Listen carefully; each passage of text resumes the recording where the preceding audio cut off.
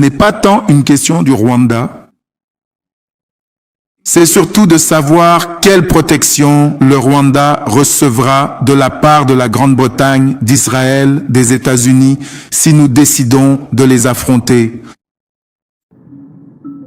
coup pour coup. C'est cela qui leur permet de survivre. Pourquoi, sans la protection américaine, un président rwandais irait-il au bureau ovale avec le président de la RDC pour aller signer un accord? À leur retour, le président rwandais continue toujours ses manigances dans la forêt de la RDC. Il le sait très bien.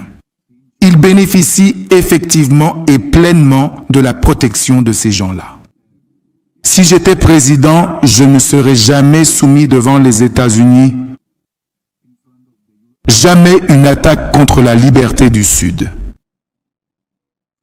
La première chose que j'aurais réglée correctement, c'est cette affaire du Rwanda, de nos gens tués par Kagame, de nos soldats tués.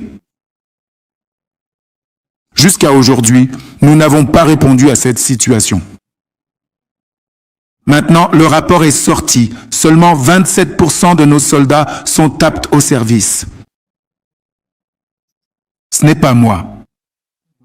Quand je dis cela, je me fais insulter et on me dit qu'il met le pays en danger. Nous sommes en danger. Nous devons redresser l'armée sud-africaine. Nous devons investir plus d'argent dans l'armée sud-africaine.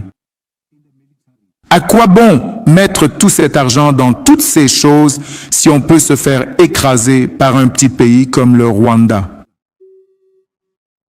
Il t'humilie au point où le président du Rwanda ne s'en excuse même pas. Il continue de nous insulter jusqu'à aujourd'hui. Jusqu'à aujourd'hui.